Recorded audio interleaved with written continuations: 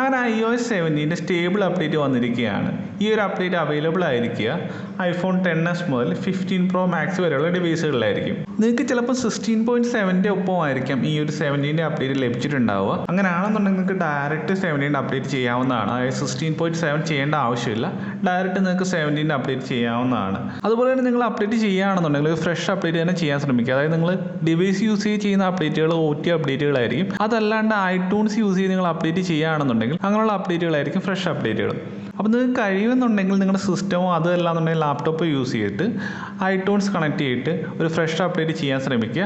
അതല്ല നിങ്ങൾക്ക് അങ്ങനെ അപ്ഡേറ്റ് ചെയ്യാൻ കഴിയുന്നില്ല എന്നുണ്ടെങ്കിൽ മാത്രം നിങ്ങൾ നിങ്ങളുടെ ഡിവൈസിൽ വരുന്ന OT അപ്ഡേറ്റ് ഡയറക്റ്റ് ചെയ്യാൻ ശ്രമിക്കുക. കാരണം എപ്പോഴും ഒരു ഫ്രഷ് അപ്ഡേറ്റ് ചെയ്യുന്നതായിരിക്കും നല്ലത്. ഇതായിട്ട് നിങ്ങൾ പേടിക്കേണ്ട, നിങ്ങളുടെ കയ്യിൽ ലാപ്ടോപ്പോ സിസ്റ്റമോ ഒന്നും ഇല്ല എന്നുണ്ടെങ്കിൽ നിങ്ങൾ ഡയറക്റ്റ് ഈ ഒരു OT അപ്ഡേറ്റ് ചെയ്താൽ മതി. അപ്പോൾ നിങ്ങൾ അപ്ഡേറ്റ് ചെയ്യുന്നതിന് മുമ്പ് തീർച്ചയായിട്ടും ഒരു ബാക്കപ്പും കൂടെ എടുത്തു വെക്കാൻ ശ്രമിക്കുക. ഞാൻ 7 ഡയറക്റ്റാണ് അപ്ഡേറ്റ് ചെയ്തത്. അതായത് 16.6ഉം 16.7 ഒന്നും ചേഞ്ച് ചെയ്തില്ല, ഡയറക്റ്റ് 17 അപ്ഡേറ്റ് വന്നു. അത് ഞാനൊരു ഫ്രഷ് അപ്ഡേറ്റ് ആയിട്ടാണ് ചെയ്തത്. ഇപ്പോൾ എൻ്റെ ഡിവൈസ് iOS 17 ആണ് റൺ ചെയ്യുന്നത്.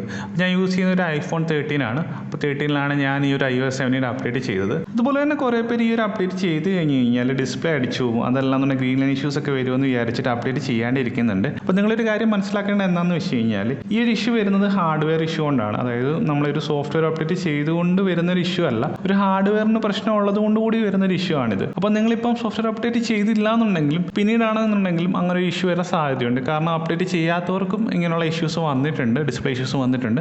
അതുപോലെ തന്നെ iOS 17 അപ്ഡേറ്റിന് ശേഷം ആർക്കെങ്കിലും എന്തെങ്കിലും ഗ്രീൻലൈൻ ഇഷ്യൂസോ അതും അല്ലാന്നുണ്ടെങ്കിൽ ഡിസ്പ്ലേ ഇഷ്യൂസോ വന്നിട്ടുണ്ടെന്ന് അറിയാൻ വേണ്ടി ഞാൻ ട്വിറ്ററിൽ നോക്കിയ സമയത്ത് 1-2 പോസ്റ്റുകൾ ഞാൻ കണ്ടിട്ടുണ്ടായിരുന്നു. അപ്പോൾ നിങ്ങൾ അപ്ഡേറ്റ് ചെയ്യാൻ പോവുകയാണെന്നുണ്ടെങ്കിൽ അതും കൂടി ഒന്ന് നോക്കിയിട്ട് വേണം അപ്ഡേറ്റ് ചെയ്യാൻ.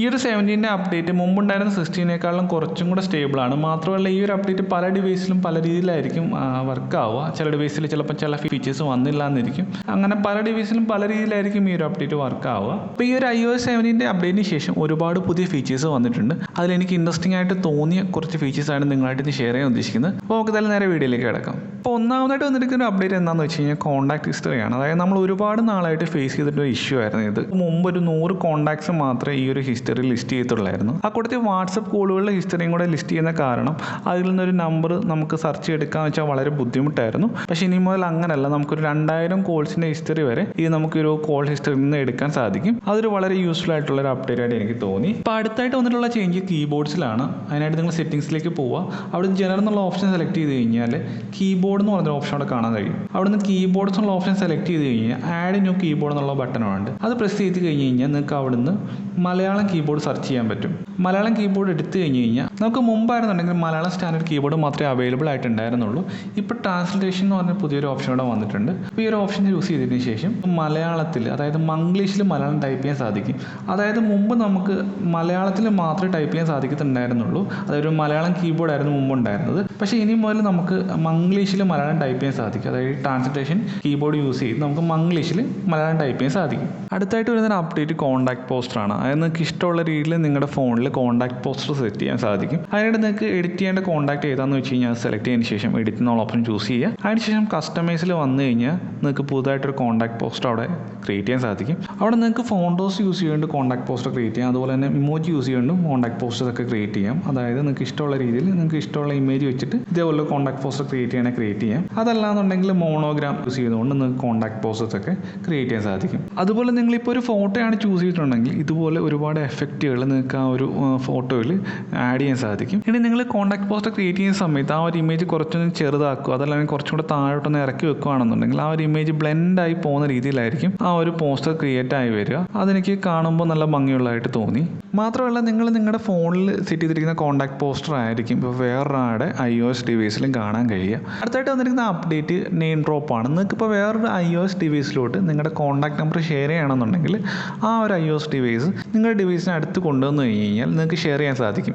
പക്ഷേ ഇങ്ങനെ ഷെയർ ചെയ്യുന്ന സമയത്ത് നിങ്ങളുടെ ഡിവൈസിൽ നിങ്ങൾ ഷെയറും റിസീവ് ചെയ്യുന്ന ആൾ റിസീവ് എന്നുള്ള ഓപ്ഷൻ ചൂസ് ചെയ്താൽ മാത്രമേ ആ കോൺടാക്റ്റ് ഷെയർ ആവത്തുള്ളൂ. അതുപോലെ തന്നെ ലോക്ക് സ്ക്രീനിലും കുറച്ച് ചേഞ്ചസ് വന്നിട്ടുണ്ട്. അതായത് 1-2 ഫോണ്ടുകൾ അഡീഷണൽ ഇവിടെ വന്നിട്ടുണ്ട്. അതുപോലെ തന്നെ നമുക്ക് ലോക്ക് സ്ക്രീനിൽ വിഡ്ജറ്റും ഷോർട്ട് കട്ട്സും ഒക്കെ ഇനി മുതൽ ആഡ് ചെയ്യാൻ സാധിക്കും. അപ്പോൾ ഇവിടുന്ന് തന്നെ നമുക്ക് ഡയറക്റ്റ് ഷോർട്ട് കട്ട്സ് യൂസ് ചെയ്തിട്ട് ആപ്ലിക്കേഷൻ റൺ ചെയ്യാനും മറ്റൊക്കെ കഴിയും. അതുകൊണ്ട് ലോക്ക് സ്ക്രീൻ വന്നിരിക്കുന്ന വേറെ അപ്ഡേറ്റ് എന്താണെന്ന് വെച്ചാൽ ഇവിടുന്ന് അപ്പിയറൻസ് ചേഞ്ച് ചെയ്യാൻ സാധിക്കും. അതായത് നിങ്ങൾക്കത് ഒന്നുകിൽ ഓട്ടോമാറ്റിക് ആക്കാം, അതല്ലാന്നുണ്ടെങ്കിൽ ലൈറ്റ്, അതല്ലാന്നുണ്ടെങ്കിൽ ഡാർക്ക് ഇവിടെ ചൂസ് ചെയ്യാൻ കഴിയും. അതുപോലെ തന്നെ ഇനി മുതൽ നിങ്ങൾക്ക് നിങ്ങളുടെ ഫോണിൽ ലൈവ് വാൾപേപ്പറായിട്ട് സെറ്റ് ചെയ്യാൻ സാധിക്കും. ഒന്നെങ്കിൽ നിങ്ങൾ ഫോട്ടോസിൽ നിന്ന് ലൈവ് വാൾപേപ്പർ സെലക്ട് ചെയ്യുക. അങ്ങനെ സെലക്ട് ചെയ്യാൻ പറ്റിയില്ല എന്നുണ്ടെങ്കിൽ ആൽബംസിൽ പോയി കഴിഞ്ഞാൽ നിങ്ങൾക്ക് ഇവിടുന്ന് ലൈവ് വാൾപേപ്പേഴ്സ് കാണാൻ കഴിയും. അപ്പോൾ ഇവിടുന്ന് വേണമെന്നുണ്ടെങ്കിൽ നിങ്ങൾക്ക് ഈ ഒരു ലൈവ് വാൾപേപ്പർ ചൂസ് ചെയ്യാം. പിന്നെ ഒരു അപ്ഡേറ്റ് വന്നിട്ടുള്ളത് ഫോട്ടോസ് ആപ്പിനുള്ളിലാണ്. നിങ്ങളിപ്പോൾ ഒരു ഇമേജ് ഓപ്പൺ ചെയ്യുകയാണെന്ന് ആ ഇമേജ് ഒന്ന് സൂം ചെയ്ത് കഴിഞ്ഞ് കഴിഞ്ഞാൽ മുകളിലായിട്ട് നിങ്ങൾക്ക് ഇവിടെ ക്രോപ്പ് എന്നുള്ളൊരു ഓപ്ഷൻ കാണാൻ കഴിയും. അപ്പോൾ ഈ ഒരു ഓപ്ഷൻ ചൂസ് ചെയ്ത് കഴിഞ്ഞാൽ നിങ്ങൾക്ക് ആ ഒരു ഇമേജ് അവിടുന്ന് ക്രോപ്പ് ചെയ്യാൻ കഴിയും. അതുപോലെ തന്നെ ഡൺ എന്ന് കൊടുത്തു കഴിഞ്ഞ് കഴിഞ്ഞാൽ ആ ഒരു ഇമേജ് ക്രോപ്പ് ആയിട്ടുണ്ടാവും. റിവേർട്ട് ചെയ്യണമെന്നുണ്ടെങ്കിൽ പിന്നെയും എഡിറ്റ് ചെയ്തതിന് ശേഷം റിവേർട്ട് എന്നുള്ള ഓപ്ഷൻ യൂസ് ചെയ്ത് കഴിഞ്ഞാൽ റിവേർട്ട് ആവുന്നതായിരിക്കും. അതുപോലെ തന്നെ നമുക്ക് ഇനി മുതൽ മൾട്ടിപ്പിൾ ടൈമേഴ്സ് ആഡ് ചെയ്യാൻ സാധിക്കും. അതായത് നിങ്ങൾ ഇവിടെ വന്നിട്ട്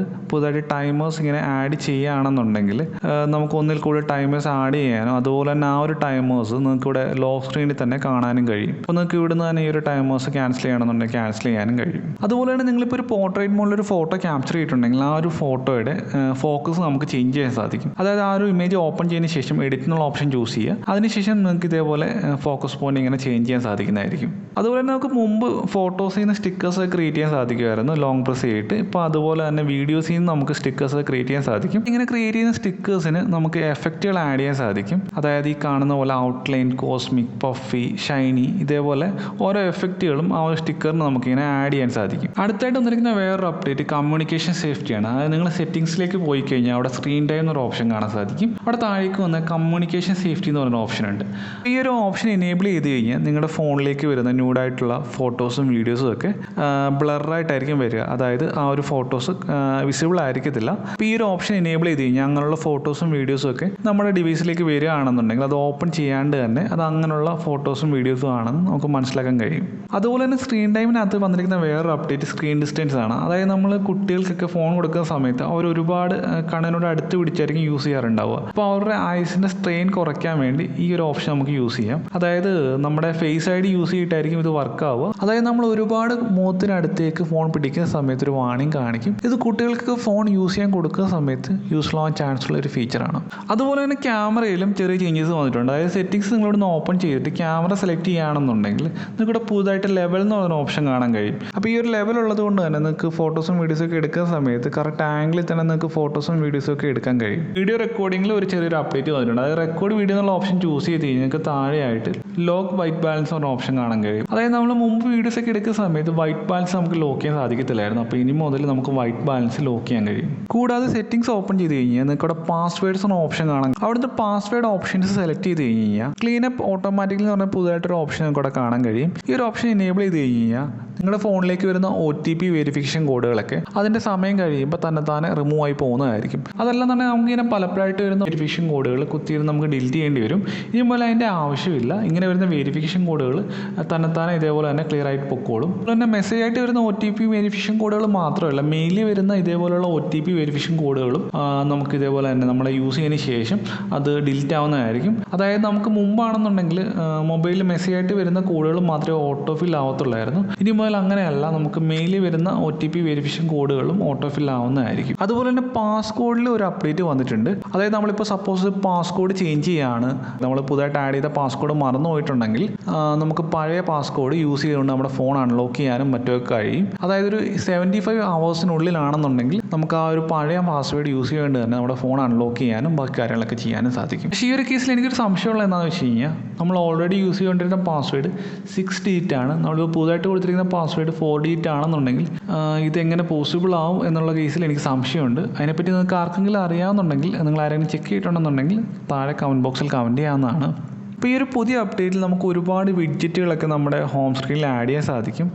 ഇൻട്രാക്റ്റീവ് ആയിട്ടുള്ള വിഡ്ജറ്റ്സുകൾ, അതായത് ഇതേപോലുള്ള ഇൻട്രാക്റ്റീവ് ആയിട്ടുള്ള വിഡ്ജറ്റ്സുകൾ നമ്മുടെ ഹോം സ്ക്രീനിൽ ആഡ് ചെയ്യാൻ കഴിയും. അതുപോലെ തന്നെ ഇതിനകത്ത് എനിക്ക് ഇൻട്രസ്റ്റിംഗ് ആയിട്ട് തോന്നിയ ഒരു കാര്യം എന്ന് വെച്ചാൽ നമ്മളിപ്പോൾ റിമൈൻഡേഴ്സ് ഒക്കെ സെറ്റ് ചെയ്യുകയാണെന്നുണ്ടെങ്കിൽ അതിവിടെ ലിസ്റ്റ് ചെയ്യും. ഇപ്പോൾ സപ്പോസ് നമ്മൾ ഷോപ്പിലൊക്കെ പോവുകയാണ്, അപ്പോൾ ഈ ഒരു റിമൈൻഡർ ലിസ്റ്റിലുള്ള സാധനങ്ങളൊക്കെ പർച്ചേസ് ചെയ്തിട്ടുണ്ടെന്നുണ്ടെങ്കിൽ നമുക്ക് ഇവിടുന്ന് തന്നെ ചെക്ക് ചെയ്ത് വിടാൻ പറ്റും. അതൊരു യൂസ്ഫുൾ ആയിട്ടുള്ളൊരു ഫീച്ചറായിട്ട് എനിക്ക് തോന്നി. അപ്പോൾ ഇതുപോലെ ഇൻട്രാക്റ്റീവ് ആയിട്ടുള്ള രീതിയിൽ ഒരുപാട് വിഡ്ജറ്റുകളൊക്കെ നിങ്ങൾക്ക് ഇതേപോലെ ആഡ് ചെയ്യാൻ സാധിക്കും. ഭാവിയിൽ തേർഡ് പാർട്ടി ആപ്ലിക്കേഷനിലും മറ്റും ഇതുപോലുള്ള വിഡ്ജറ്റുകളൊക്കെ വരുമെന്ന് നമുക്ക് എക്സ്പെക്ട് ചെയ്യാം. മ്യൂസിക് ആപ്ലിക്കേഷനിൽ ഒരു അപ്ഡേറ്റ് വന്നിട്ടുണ്ട്. അതായത് അപ്ഡേറ്റ് എന്ന് പറയാൻ പറ്റത്തില്ല, കാരണം മുമ്പ് ഉണ്ടായിരുന്നതാണ്, പിന്നീട് അത് അവർ റിമൂവ് ചെയ്തതാണ്. അത് ക്രോസ് ഫെയ്ഡ് എന്ന് പറഞ്ഞൊരു ഫീച്ചറാണ്. അതായത് നമ്മളിപ്പോൾ മ്യൂസിക് കേട്ടുകൊണ്ടിരിക്കുകയാണെന്നുണ്ടെങ്കിൽ അടുത്ത മ്യൂസിക്കിലേക്ക് പോകുന്ന സമയത്ത് ആ ഒരു കട്ടാവുന്ന, അതായത് ഒരു ഗ്യാപ്പ് നമുക്ക് അവിടെ ഒഴിവാക്കാൻ സാധിക്കും. ഇത് പക്ഷേ മുമ്പ് ഐഫോണിൽ ഉണ്ടായിരുന്നതാണ്, അത് അവർ റിമൂവ് ചെയ്തതായിരുന്നു. അത് പിന്നീട് ഇപ്പോൾ വീണ്ടും അത് ആഡ് ചെയ്തിട്ടുണ്ട്. അതുപോലെ തന്നെ സ്പോട്ട് ലൈറ്റ് സെർച്ച് ഒക്കെ കുറച്ചും കൂടി ഇമ്പ്രൂവ് ആയിട്ടുണ്ട്. അതായത് കുറച്ചും കൂടി ആക്യുറേറ്റ് ആയിട്ടുണ്ട്, കുറച്ചും കൂടെ ഫാസ്റ്റ് ആയിട്ടുണ്ടെന്നൊക്കെ വേണമെങ്കിൽ പറയാം. അതായത് ഫാസ്റ്റ് ആയിട്ട് തന്നെ അടുത്തേക്ക് ഓപ്പൺ ആവുന്നതും മറ്റും. അതുപോലെ തന്നെ ആനിമേഷൻ ഒക്കെ ആണെങ്കിലും കുറച്ചും കൂടെ ഫാസ്റ്റ് ആയിട്ട് തന്നെയാണ് വർക്ക് ആവുന്നത്. കുറച്ചും കൂടെ ഒപ്റ്റിമൈസ്ഡ് ആയതുപോലൊരു ഫീൽ യൂസ് ചെയ്യുന്ന സമയത്ത് കിട്ടുന്നുണ്ട്. പിന്നീട് കുറച്ച് ചേഞ്ചുകൾ വന്നിട്ടുള്ള സഫാരി ബ്രൗസറിലാണ്. അതായത് പ്രൈവറ്റ് ബ്രൗസിങ്ങിൽ നിങ്ങളിപ്പോൾ എന്തെങ്കിലും ബ്രൗസ് ചെയ്തുകൊണ്ടിരിക്കുകയാണെന്നുണ്ടെങ്കിൽ ഫേസ് ഐ ഡി ഉണ്ടെങ്കിൽ മാത്രമേ ആ ഒരു പ്രൈവറ്റ് ബ്രൗസിംഗ് വിൻഡോ പിന്നീട് ഓപ്പൺ ചെയ്യുന്ന ആൾക്ക് യൂസ് ചെയ്യാൻ സാധിക്കത്തുള്ളൂ. ഇപ്പോൾ ഞാനിപ്പോൾ പ്രൈവറ്റ് ബ്രൗസിങ്ങിൽ എന്തെങ്കിലും ബ്രൗസ് ചെയ്തുകൊണ്ടിരിക്കുകയാണ്, ഇപ്പോൾ ഞാൻ ഈ ബ്രൗസർ ക്ലോസ് ചെയ്യുന്നു വിചാരിക്കുക. അപ്പോൾ വേറെ ആരെങ്കിലും ഈ ഒരു ബ്രൗസർ ഓപ്പൺ ചെയ്യുകയാണെന്നുണ്ടെങ്കിൽ ആ ഒരു ഫേസ് ഐ ഡി ഇല്ലാണ്ട് ആ ഒരു വിൻഡോ ഓപ്പൺ ആവത്തില്ല. അപ്പോൾ എൻ്റെ ഫേസ് ഐ ഡി ഉണ്ടെന്നുണ്ടെങ്കിൽ ആ പ്രൈവറ്റ് ബ്രൗസിംഗ് വിൻഡോ ഓപ്പൺ ആയിട്ട് വരും. അതുപോലെ തന്നെ നമ്മൾ ഈ സഫാരി ബ്രൗസറിനുള്ളിൽ ക്രിയേറ്റ് ചെയ്തിട്ടുള്ള ടാബ് ഗ്രൂപ്പുകൾ നമുക്കിനി മുതൽ ഇവിടെ ഹോൾഡ് ചെയ്തുകൊണ്ട് ഇവിടുന്ന് തന്നെ ഡയറക്റ്റ് ഡിലീറ്റ് ചെയ്യാം. അതെല്ലാം തന്നെ നിങ്ങൾക്ക് ഇവിടുന്ന് തന്നെ ടാബ് ഗ്രൂപ്പ് ഇതേപോലെ സെലക്ട് ചെയ്തതിന് ശേഷം ഡിലീറ്റ് ചെയ്യാനും സാധിക്കും. കൂടാണ്ട് ഇനി മുതൽ സഫാരി ബ്രൗസറിലും നമുക്ക് പ്രൊഫൈലുകളൊക്കെ ആഡ് ചെയ്യാൻ സാധിക്കും. ഉദാഹരണത്തിന് ഞാനിപ്പോൾ ഇവിടെ ഇത്രയും പ്രൊഫൈലുകൾ ആഡ് ചെയ്തിട്ടുണ്ട്. അപ്പം ഈ വർക്ക് എന്നുള്ള പ്രൊഫൈലിൽ എനിക്ക് വർക്ക് റിലേറ്റഡ് ആയിട്ടുള്ള ഹിസ്റ്ററികളും ടാബ് ഗ്രൂപ്പുകളൊക്കെ എനിക്ക് കീപ്പ് ചെയ്യണമെന്നുണ്ടെങ്കിൽ എനിക്കിവിടെ അങ്ങനെ കീപ്പ് ചെയ്യാം. അതല്ല എനിക്കിപ്പം കണ്ടന്റ് റിലേറ്റഡ് ആയിട്ടുള്ള കാര്യങ്ങളൊക്കെയാണ് വേണ്ടത്, അങ്ങനെയുള്ള ഹിസ്റ്ററികളൊക്കെയാണ് വേണമെന്നുണ്ടെങ്കിൽ അതിനുവേണ്ടി സെപ്പറേറ്റ് ഒരു പ്രൊഫൈൽ ഉണ്ടാക്കി ഇതേപോലെ അത് കീപ്പ് ചെയ്യാം. നമ്മുടെ ആവശ്യത്തിനനുസരിച്ച് ഇതേപോലെ പ്രൊഫൈലുകൾ ക്രിയേറ്റ് ചെയ്യാവുന്നതാണ്. അതുപോലെ തന്നെ ഒരു ടാബ് ഈ ഒരു ടാബ് ഗ്രൂപ്പിൽ നിന്ന് വേറെ ടാബ് ഗ്രൂപ്പിലേക്ക് കൊണ്ടുപോകണമെന്നുണ്ടെങ്കിൽ ഇതേപോലെ ഹോൾഡ് ചെയ്ത് പിടിച്ചതിന് ശേഷം ആ ഒരു ടാബ് ഗ്രൂപ്പ് സെലക്ട് ചെയ്യുക. അതിനുശേഷം അവിടേക്ക് ഡ്രോപ്പ് ചെയ്ത് കഴിഞ്ഞാൽ നമുക്ക് ഇതേപോലെ ടാബ്സ് അങ്ങോട്ടും ഇങ്ങോട്ടും റീഅറേഞ്ച് ചെയ്യാൻ സാധിക്കും. പിന്നെ സെറ്റിംഗ്സിനുള്ളിൽ സ്റ്റാൻഡ് ബൈ എന്ന് പറഞ്ഞൊരു പുതിയൊരു ഓപ്ഷൻ ഒക്കെ അവിടെ കാണാൻ കഴിയും. ഇത് ആക്ച്വലി ഓൾവേസ് ഓൺ ഡിസ്പ്ലേ ഉള്ള ഡിവൈസുകളിൽ നമുക്ക് പ്രോപ്പറായിട്ട് വർക്ക് ആവത്തുള്ളൂ. അതല്ലാന്നുണ്ടെങ്കിൽ നിങ്ങളിപ്പം നോർമൽ ഡിവൈസിലാണെന്നുണ്ടെങ്കിൽ നിങ്ങളിപ്പം ചാർജ് ചെയ്യാൻ വെക്കുന്ന സമയത്ത് ഇതേപോലെ ലാൻഡ്സ്കേപ്പിലാണ് വെക്കുന്നതെന്നുണ്ടെന്നുണ്ടെങ്കിൽ നിങ്ങൾക്ക് കുറച്ച് സമയത്തേക്ക്, കുറച്ച് സെക്കൻഡ് സമയത്തേക്ക് നിങ്ങൾക്കൊരു ഡിസ്പ്ലേ തെളിഞ്ഞു വരുന്നതായിരിക്കും. അതായത് ക്ലോക്കോ നിങ്ങൾക്ക് എന്താണ് വേണ്ടതെന്ന് വെച്ച് കഴിഞ്ഞാൽ ഡിസ്പ്ലേയിൽ നമുക്ക് സെറ്റ് ചെയ്യാൻ സാധിക്കും. പക്ഷേ ഓൾവേസ് ഓൺ ഡിസ്പ്ലേ ഉള്ള ഡിവൈസുകളിൽ മാത്രമേ അത് എപ്പോഴും നമുക്ക് കാണാൻ കഴിയത്തുള്ളൂ. അതല്ലാന്നുണ്ടെങ്കിൽ ഇത്ര സെക്കൻഡിന് ശേഷം അത് ഓഫായി പോകുന്നതായിരിക്കും. അതുപോലെ തന്നെ ഈ ഒരു സ്റ്റാൻഡ് ബൈ എന്നുള്ള ഫീച്ചർ ഓൾവേസ് ഓൺ ഡിസ്പ്ലേ ഇല്ലാത്ത ഫോണുകളിൽ വലിയ കാര്യം ഉണ്ടാവും എന്ന് എനിക്ക് തോന്നുന്നില്ല. അപ്പോൾ ഇത്രയും മാത്രമല്ല, ഇത് കൂടാണ്ട് വേറെ ഒരുപാട് പുതിയ ഫീച്ചേഴ്സ് iOS 17 അപ്ഡേറ്റിന് ശേഷം വന്നിട്ടുണ്ട്.